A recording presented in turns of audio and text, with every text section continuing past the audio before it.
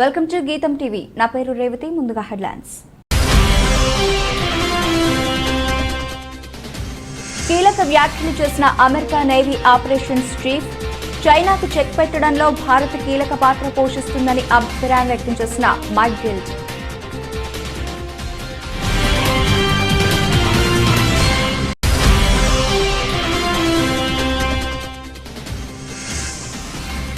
అహ్మదాబాద్లో పర్యటిస్తున్న నరేంద్ర మోదీ, ఖాదీ ఉత్సవ్లో భాగంగా నూలు వడికిన ప్రధాని.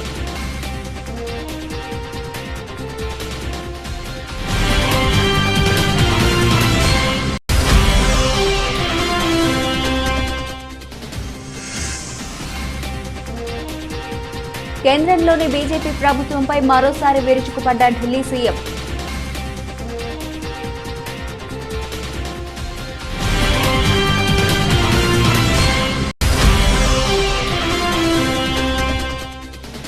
తిరుమల శ్రీవారిని దర్శించుకున్న పలువురు ప్రముఖులు. వీఐపీ విరామ సమయంలో స్వామివారి సేవలో పాల్గొని మొక్కులు చెల్లించుకున్న తిరుపతి ఎంపీ గురుమూర్తి.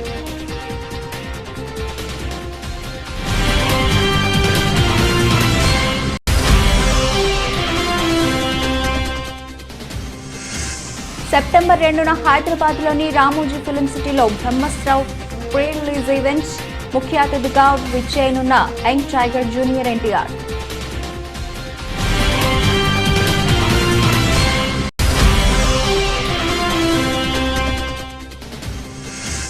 నేడి ఆసియా కప్లో హై వోల్టేజ్ మ్యాచ్. రాత్రి 7:30 గంటలకు భారత్ పాక్ జట్ల మధ్య మ్యాచ్.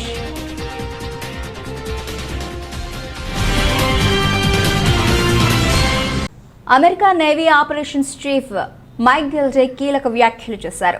భవిష్యత్తులో అగ్రరాజ్యానికి భారత్ ముఖ్య భాగస్వామి అవుతుందని, చైనాకు చెక్ పెట్టడంలో కీలక పాత్ర పోషిస్తుందని అభిప్రాయం వ్యక్తం చేశారు. హెరిటేజ్ ఫౌండేషన్ గురువారం ఏర్పాటు చేసిన సెమినార్లో పాల్గొని ఆయన ఈ మేరకు మాట్లాడారు.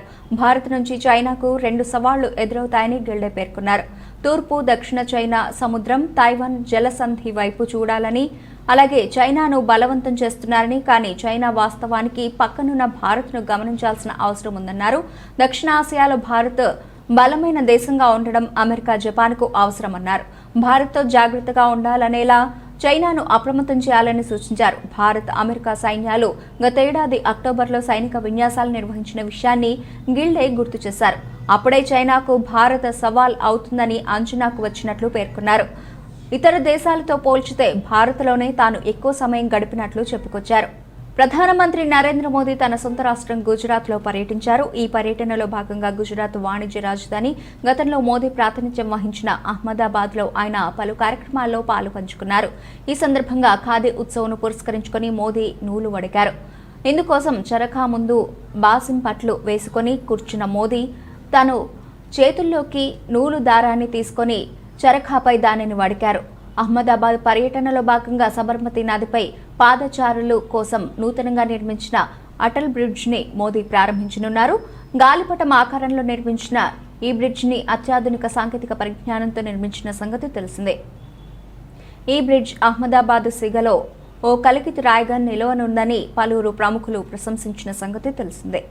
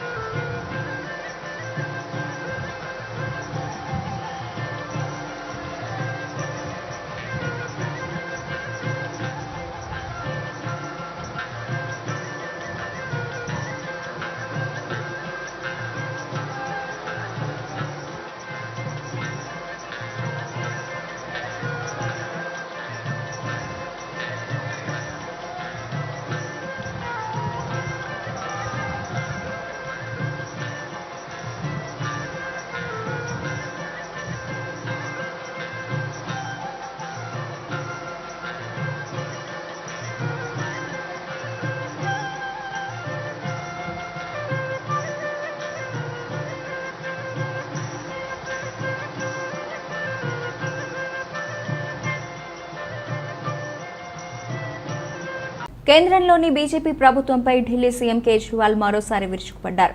బీజేపీయేతర రాష్ట్రాల్లో ప్రభుత్వాలను పడగొట్టేందుకు ఏకంగా 6,300 కోట్ల రూపాయలు వెచ్చించిందని శనివారం తీవ్ర ఆరోపణలు చేశారు. బీజేపీ ఆ పని చేయకపోతే ఆహార పదార్థాలపై జీఎస్టీ విధించే అవసరమే ఉండేది కాదు, ప్రజలకు ధరాఘాతం తప్పేది అని ఢిల్లీ అసెంబ్లీలో మాట్లాడుతూ నిప్పులు చెరిగారు. పెట్రోల్, డీజిల్పై పన్నులు, జీఎస్టీ సొమ్ములను ఎమ్మెల్యేలను కొనేందుకు బీజేపీ వెచ్చిస్తోంది. ప్రజా సమస్యలను పక్కన పెట్టి పడుతూ ఉంటే ఇక ఇతర పార్టీల ప్రభుత్వాలను కూలదోయడంలో బీజేపీ ఉంది అన్నారు.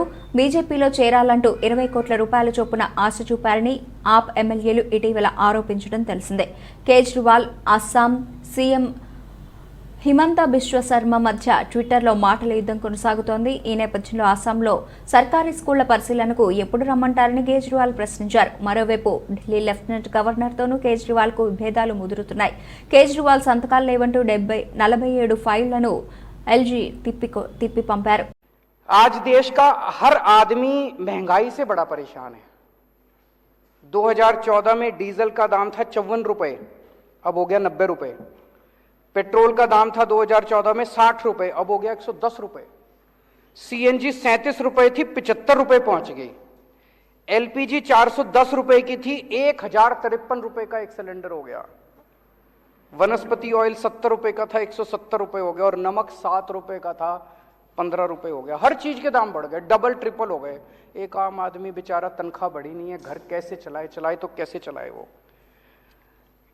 ये जितनी जीएसटी, ये जितना महंगाई हो रही है, इतना जीएसटी लगा दिया इन लोगों ने। ये सारा पैसा कहां जा रहा है? ये सारा पैसा दो चीजों में जा रहा है। एक अपने अरबपति दोस्तों के कर्जे माफ करते हैं, और दूसरे ये एमएलए खरीदते हैं। इन दो चीजों में जा रहा है। महाराष्ट्र की सरकार गिरानी थी तो छाछ पे जीएसटी लगा दी, दही पे जीएसटी लगा दी, शहद पे जीएसटी लगा दी, गेहूं पे जीएसटी लगा दी, चावल पे जीएसटी लगा दी। अगर अपने एक दोस्त का कर्जा माफ करना होता है, पेट्रोल के दाम बढ़ा देते हैं। दूसरे के दोस्त का कर्जा माफ करना होता है, डीजल के दाम बढ़ा देते हैं। अगर गोवा की सरकार गिरानी होती है, यहां पे जीएसटी बढ़ा देते हैं। जितना पैसा जीएसटी और महंगाई की वजह से हो रहा है, पेट्रोल का दाम बढ़ रहा है, डीजल का दाम बढ़ रहा है, इसका अधिकांश पैसा केवल और केवल अरबपति दोस्तों के कर्जे माफ करने में और ये एमएलए खरीदने के अंदर जा रहा है। अब ये कह रहे हैं झारखंड की सरकार गिरने वाली है। देख लेना, शर्तिया तौर पे मैं कह रहा हूं, अगले 10 दिन के अंदर कहीं ना कहीं जीएसटी या पेट्रोल या डीजल के दाम ना बढ़ जाए तो बढ़ेंगे, और वो सारा पैसा जो है वो एमएलए खरीदने के लिए जाएगा इनका झारखंड। आज मैं देश की जनता से कहना चाहता हूं, हमारे देश की जनता जरूरत पड़े तो देश के लिए बलिदान करने को तैयार है। आज मैं देश की जनता से पूछना चाहता हूं कि क्या आप इस तरह से इनके अरबपति दोस्तों के लिए इस तरह से पैसा लुटाते रहोगे? क्या आप एमएलए खरीदने के लिए अपने बच्चों के पेट काटते रहोगे? आज अगर हमारी सेना को पैसे की जरूरत पड़े, हमारे देश के लोग एक टाइम की रोटी नहीं खाएंगे, सेना के लिए कुछ भी कर देंगे, लेकिन क्या इनके अरबपति दोस्तों के लिए हम ये करने को तैयार हैं? आज एक तरह से कई लोगों को मैं जानता हूं, कई परिवार ऐसे हैं, पहले 1.5 किलो दूध लिया करते थे दिन का, अब वो कम करके 1 किलो कर दिया जब से ये महंगाई हो रही है, जब से ये जीएसटी लगा है। कई परिवार ऐसे हैं जिन्होंने एक टाइम की सब्जी लेनी बंद कर दी, अब नमक से रोटी खा लेते हैं। तो एक तरह से गरीब का खून चूस के, और वो पैसा ये अरबपति दोस्तों को दे रहे हैं। गरीब का खून चूस के इस देश के अंदर एक आदमी की सत्ता की हवस को पूरा करने के लिए सारा का सारा पैसा इस्तेमाल किया जा रहा है। क्या देश के लोगों శృంగవరపుకోట నియోజకవర్గం శృంగవరపుకోట మండల ధర్మవరం గ్రామంలోని జాతీయ అధ్యక్షులు నారా చంద్రబాబు నాయుడు పిలుపు మేరకు బాదుడే బాదుడు కార్యక్రమంలో భాగంగా గ్రామంలో ఇంటింటికి పర్యటించి ప్రజలకు ప్రభుత్వం చేస్తున్న మోసాలను కరపత్రాల రూపేణా పంచిన శృంగవరపుకోట నియోజకవర్గం తెలుగుదేశం పార్టీ ఇన్ఛార్జ్ కోళ్ల లలిత కుమారి ఈ సందర్భంగా మాట్లాడుతూ ప్రభుత్వం చేస్తున్న మోసాలను కరపత్రాల రూపేణా గ్రామంలో ప్రజలకు పంచుతూ వివరిస్తూ ఈ ప్రభుత్వం చేస్తున్న మోసపూరిత కార్యక్రమాలు, అధిక రేట్లు, కల్తీ మద్యం, కరెంటు కోతలు, విద్యుత్ ఛార్జీలు, రైతులకు, విద్యార్థులకు, డ్వాక్రా మహిళలకు, గృహ నిర్మాణదారులకు ఓటీఎస్ పద్ధతి ద్వారా మరియు రాష్ట్రంలో జరుగుతున్న రైతుల హత్యలు, అరాచకాలు, దోపిడీలు, నియోజకవర్గంలోని అధికార పార్టీ నాయకులు చేస్తున్న అరాచకాలు, ఆక్రమణలు, అలాగే దౌర్జన్యాలు, గత తెలుగుదేశం పార్టీ ప్రభుత్వంలో నారా చంద్రబాబు నాయుడు చేసిన అభివృద్ధి, ఈ నియోజకవర్గంలో తాను శాసనసభ్యులుగా ఉన్నప్పుడు చేసిన అభివృద్ధి, సంక్షేమ కార్యక్రమాలు, అభివృద్ధి కార్యక్రమాలు, ఇప్పుడు ఈ ప్రభుత్వం చేస్తున్న కార్యక్రమాలకు మధ్య తేడాలు మరియు గ్రామానికి చేసిన అభివృద్ధి కార్యక్రమాలు, సంక్షేమ పథకాలు ప్రజలకు తెలియజేశారు. पेट्रोल ఛార్జీలు ఛార్జీలు నిత్యావసర ధరలు నిత్యావసర ధరలు ఇసుక ధరలు సిమెంట్ ధరలు బియ్యం ధరలు ధరలు పెట్రోల్ ఛార్జీలు గ్యాస్ ఛార్జీలు గ్యాస్ ఛార్జీలు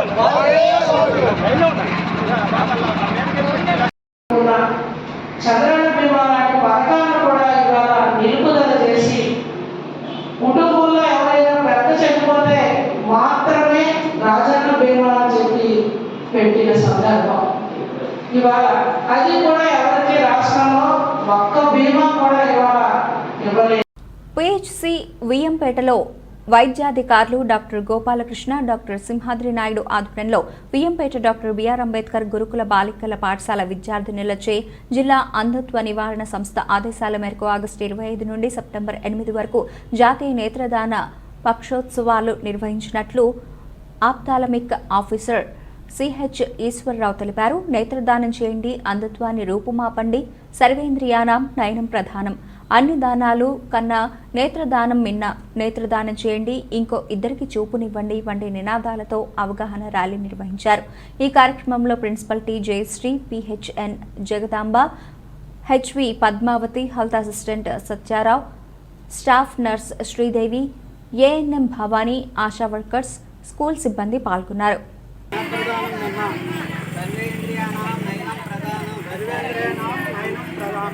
నేత్రదానం చేయండి, అంధత్వాన్ని రూపుమాపండి. నేత్రదానం చేయండి, అంధత్వాన్ని రూపుమాపండి. అమ్మ మీరందరూ ఏం చేస్తారంటే కొంచెం బ్రాడ్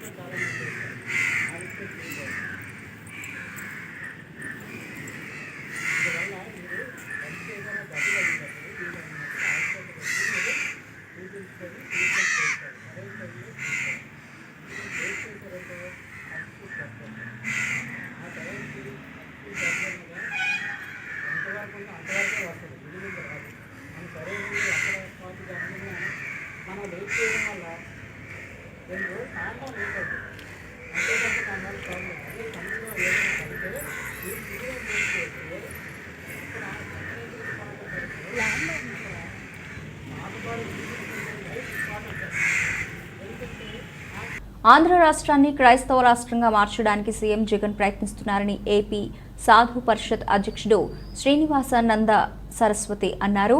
వినాయక చవితి ఉత్సవాలపై రాష్ట్రంలో ఆంక్షలు విధించడానికి వ్యతిరేకిస్తూ ఏపీ సాధు పరిషత్ ఆధ్వర్యంలో నోటికి నల్ల బ్యాడ్జీలు కట్టుకుని నిరసన దీక్ష చేపట్టారు. ఈ దీక్ష కార్యక్రమంలో ముఖ్య అతిథిగా పాల్గొన్న ఏపీ సాధు పరిషత్ అధ్యక్షుడు శ్రీనివాసానంద మీడియాతో మాట్లాడారు.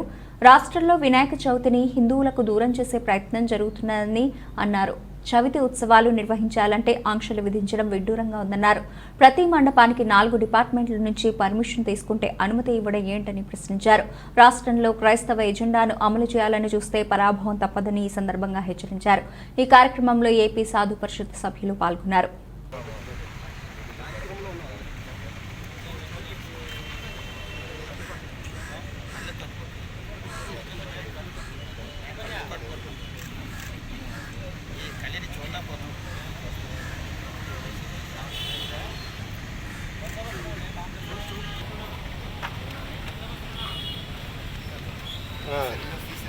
ओके सर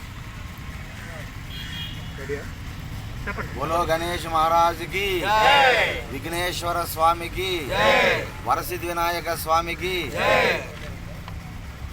हिंदू बंधुవులందరికీ మీడియా ద్వారా ఈరోజు రాష్ట్రంలో హిందుత్వాన్ని హిందూ ధర్మాన్ని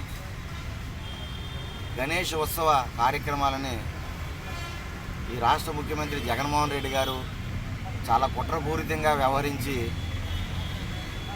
ఇతర మతాలను గౌరవిస్తున్నారు, మైనార్టీలకి పెద్దపీట వేస్తున్నారు, మైనార్టీలకి హజ్ యాత్రలని జెరూసలేం యాత్రలని అనేక రకాలుగా బడ్జెట్ని కేటాయిస్తున్నారు కోట్లాది రూపాయలు. కానీ హిందువులు మేము ఏమీ అడగలే, మేమేమీ కూడా మా దేవాలయాల్ని రక్షించండి అని కోరుతున్నాం తప్ప మేమేమీ మాకు యాత్రలకి ఇమ్మని మేము అడగడం లే. అయినా కూడా హిందువుల తొలి పండుగైన వినాయక చవితిని కూడా చేయనివ్వకుండా అనేక రకాల ఆంక్షలు పెట్టి హిందుత్వాన్ని కించపరిచి మెజారిటీ అయిన హిందువుల మనోభావాలని అస్సలు పరిగణలోకి తీసుకోకుండా మరి నిరంకుశంగా వ్యవహరిస్తున్నారు ముఖ్యమంత్రి గారు. ఇది చాలా దారుణమేది, అమానుష్యమేది. ఒక పక్క గత సంవత్సరం మనం చూసాం, కరోనా సమస్య పోయినప్పటికీ కూడా అనేక రకాల ఆంక్షలు పెట్టి గత సంవత్సరం కూడా ఇబ్బందులకు గురి చేయడం జరిగింది. చివరికి హైకోర్టు తీర్పిస్తే తప్ప గత సంవత్సరం వినాయక చవితి చేసుకోలేకపోయాం. మరి ఈ సంవత్సరం కూడా జగన్మోహన్ రెడ్డి గారికి హిందుత్వం అంటే ఎందుకు ఇంత కక్ష సాధింపు? రాష్ట్ర ప్రభుత్వం వసతి గృహాలకు కోట్ల రూపాయలు వెచ్చిస్తున్నట్లు రాష్ట్ర సాంఘిక సంక్షేమ శాఖ మంత్రి మేరుగు నాగార్జున వెల్లడించారు. ఎచర్లలోని బాలయోగి గురుకుల పాఠశాలలో ఇంటర్మీడియట్ చదువుతున్న 17 ఏళ్ల విద్యార్థిని మృతిపై సాంఘిక సంక్షేమ శాఖ మంత్రి మేరుగు నాగార్జున శనివారం జిల్లా పర్యటనలో స్వయంగా వెళ్లి పరామర్శించారు. గురుకులంలోని విద్యార్థులతో ముచ్చటించినా ఎవరూ అధైర్యపడొద్దని, ఎలాంటి ఆందోళన చెందనవసరం లేదన్నారు. మీకు అండగా ప్రభుత్వం ఉంటుందని, విద్యపై ప్రభుత్వం ప్రత్యేక దృష్టి సారించిన నాడు నేడుతో పెను మార్పులు చేపట్టిందని వెల్లడించారు. మధ్యాహ్న భోజన పథక నిర్వహణలో ప్రభుత్వం పెను మార్పులు చేసి మెను అందిస్తుందన్నారు. విద్యార్థులకు ఎటువంటి సమస్య వచ్చినా జిల్లా యంత్రాంగం అందుబాటులో ఉంటుందని, విద్యార్థుల సమస్యలపై తక్షణమే చర్యలు తీసుకుంటామని హామీ ఇచ్చారు. అన్ని పేరు నిలబెట్టి చాలా బాగా చెప్తాను, ధైర్యంగా ఉంటాను. ఇంకెవరు నేను చెప్తూ ఇంకొకరికి ధైర్యం చెప్తాను. అలాగే మనకు ఏమీ భయం లేదు, అసలు భయం అనేది లేదు. భయం పోతుంది. అసలు ఈ ఇన్సిడెంట్ అనేది మర్చిపోండి. చాలా జాగ్రత్తగా ఉంటూ మనం ఎంతో బాగా వెల్ ప్రిపేర్గా ఉండి ప్రతి ఒక్కరికి మోటివేట్ చేయాలన్నమాట. సార్ మనకి చాలా చెప్పారనమాట, మనకి లేనివి కల్పిస్తానని అన్నారు. కాబట్టి మనం ఎలాగైనా బాగా చదువుకొని మంచి పేరు తేవాలి. Thank you.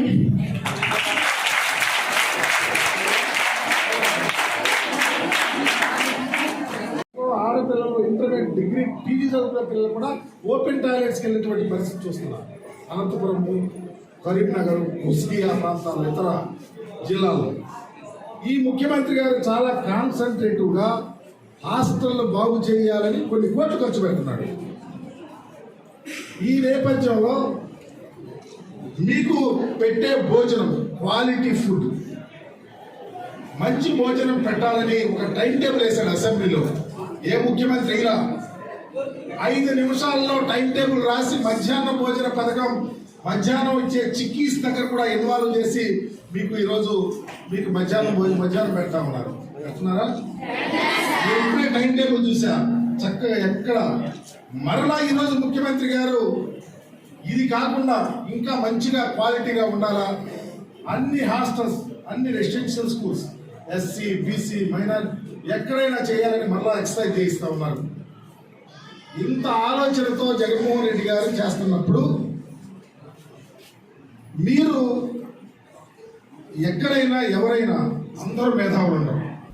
తిరుమల శ్రీవారిని టీడీపీ మాజీ ఎమ్మెల్సీ బీటెక్ రవి దర్శించుకున్నారు. ఇవాళ ఉదయం వీఐపీ విరామ సమయంలో స్వామివారి సేవలో పాల్గొని మొక్కులు చెల్లించుకున్నారు. దర్శనానంతరం రంగనాయకుల మండపంలో వేద పండితులు వేదాశీర్వచనం అందించగా ఆలయ అధికారులు శ్రీవారి తీర్థ ప్రసాదాలు అందజేశారు. ఆలయం వెలుపల మాజీ ఎమ్మెల్సీ బీటెక్ రవి మాట్లాడుతూ తిరుమలలో రాజకీయం మాట్లాడడం తగదని అన్నారు. టీడీపీలో రూమ్ రెంట్కు కట్టిన డిపాజిట్ త్వరగా రావడం లేదని, కారణం ఏంటి అంటే ఆ డిపాజిట్ అమౌంట్ను రాష్ట్ర ప్రభుత్వం వినియోగించుకుంటోందని కొందరు అంటున్నారని పేర్కొన్నారు. ఇంత దీనస్థితికి జగన్ ప్రభుత్వం దిగజారడం నీచమని అన్నారు. ఇక బయట ప్రాంతాల నుంచి వచ్చే భక్తులకు ఇబ్బందులు తప్పడం లేదని చెప్పారు. రాష్ట్ర ఆర్థిక పరిస్థితి మెరుగుపడాలని స్వామివారిని కోరుకున్నట్లు తెలిపారు. వచ్చి ఇక్కడ రాజకీయాలు మాట్లాడడం కరెక్ట్ కాదు. అయినా ఒక చిన్నది అంటే టీడీడీ దృష్టికి కానీ ప్రభుత్వం దృష్టికి కానీ తీసుకుపోవాలని ఉంది. అంటే ఇప్పుడు ఏదైతే రూమ్ రెంట్ ఏదైతే వసూలు చేస్తున్నారో అది రూమ్ రెంట్ 3,500గా వసూలు చేస్తున్నారు. 3,500కు ప్లస్ డిపాజిట్ అమౌంట్ అని 3,500 ఎక్స్ట్రా కలెక్ట్ చేస్తున్నారు. అంటే గతంలో ఎప్పుడైనా కానీ రూమ్ వెకేట్ చేసేటప్పుడు అక్కడ ఏదైనా వస్తువులన్నీ వాళ్ళ వస్తువులు కరెక్ట్గా ఉన్నాయా లేదా అని చూసుకొని ఆ 3,500 రూపాయలు అప్పుడే రిటర్న్ చేసేవాళ్ళు. ఇప్పుడు ఏం జరుగుతుందంటే ఆ 3,500 మీరు గతంలో పోయిన తర్వాత వస్తుందని మేము అంతకుముందు వచ్చినప్పుడు చేసిన డిపాజిట్ అమౌంట్ ఇప్పటికి రాలేదు. ఇప్పుడు మళ్ళీ కూడా మాతో మళ్ళీ డిపాజిట్ అమౌంట్ తీసుకుంటున్నారు.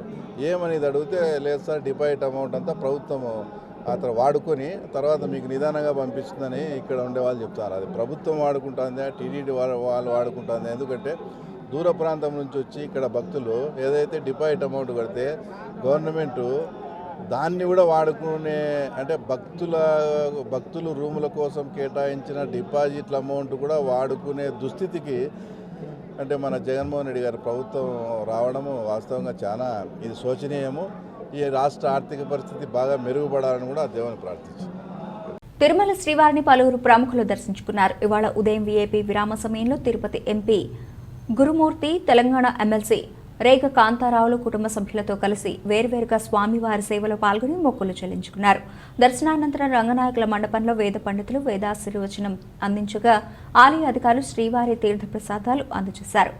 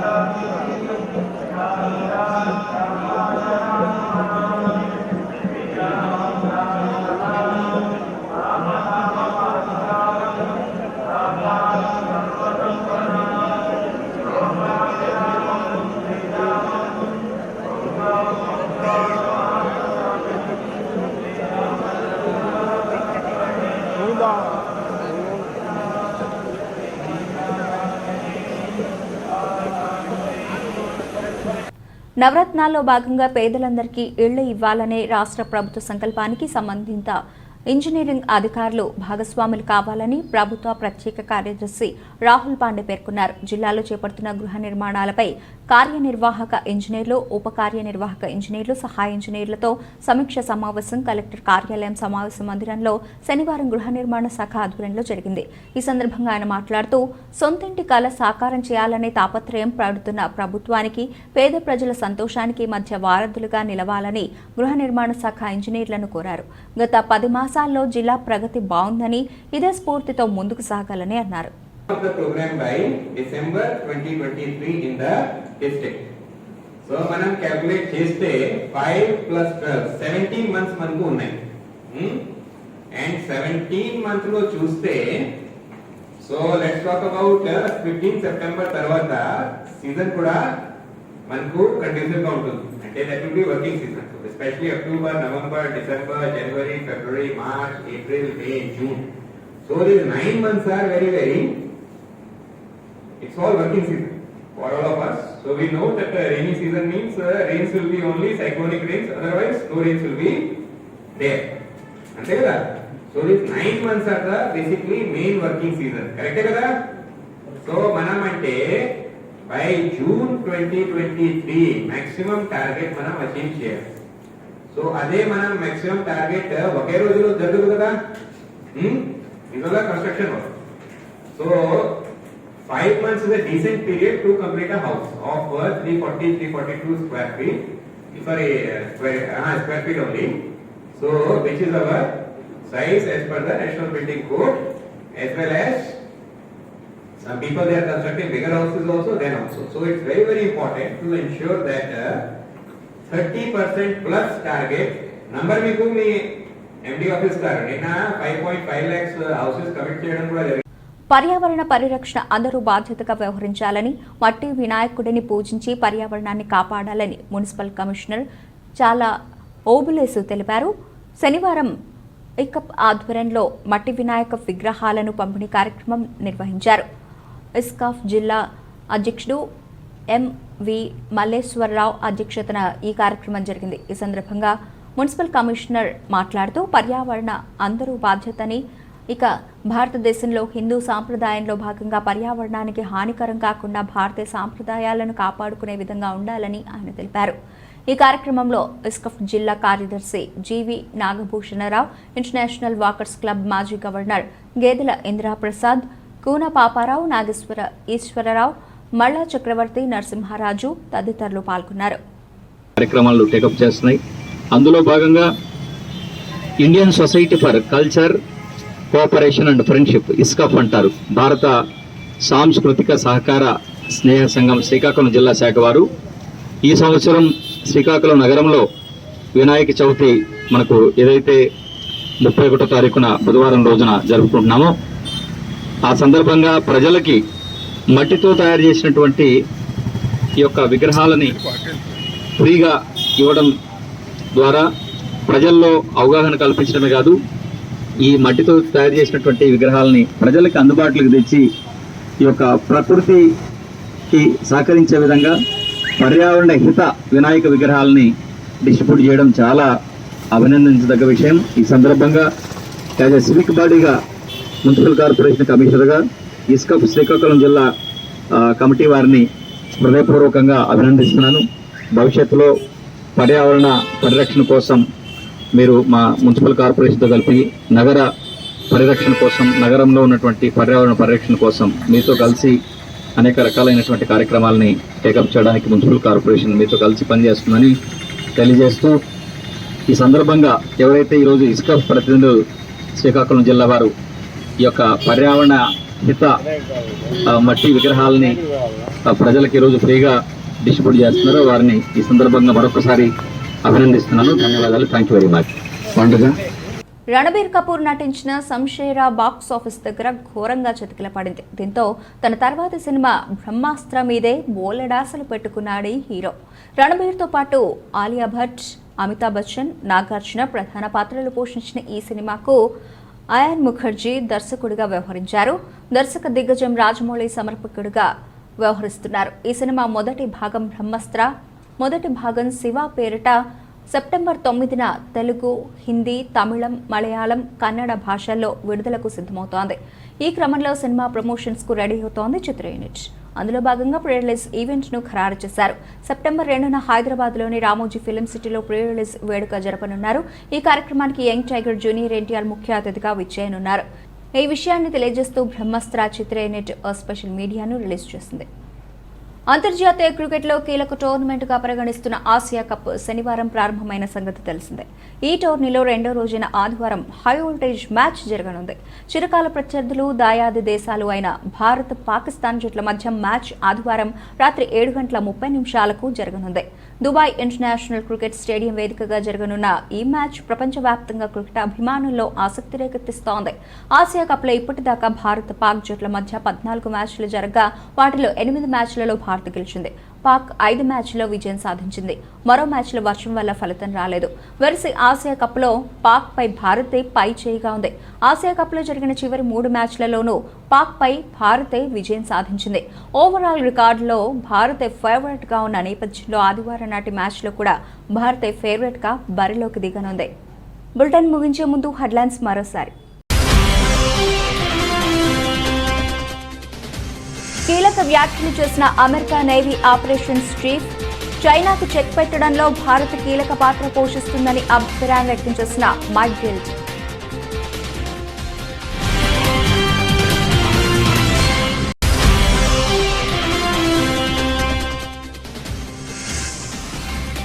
అహ్మదాబాద్లో పర్యటిస్తున్న నరేంద్ర మోదీ, ఖాదీ ఉత్సవ్లో భాగంగా నూలు వడికిన ప్రధాని.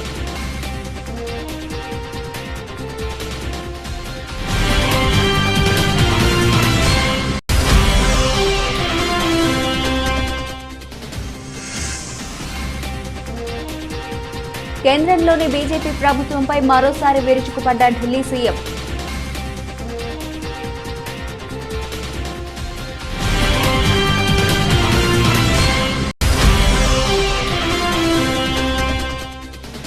తిరుమల శ్రీవారిని దర్శించుకున్న పలువురు ప్రముఖులు. వీఐపీ విరామ సమయంలో స్వామివారి సేవలో పాల్గొని మొక్కులు చెల్లించుకున్న తిరుపతి ఎంపీ గురుమూర్తి.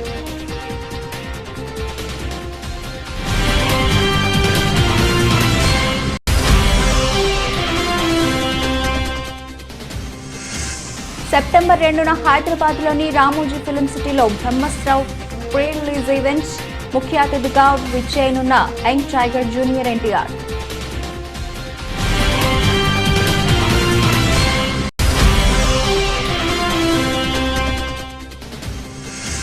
నేడు ఆసియా కప్లో హై వోల్టేజ్ మ్యాచ్ రాత్రి 7:30 గంటలకు భారత్ పాక్ జట్ల మధ్య మ్యాచ్.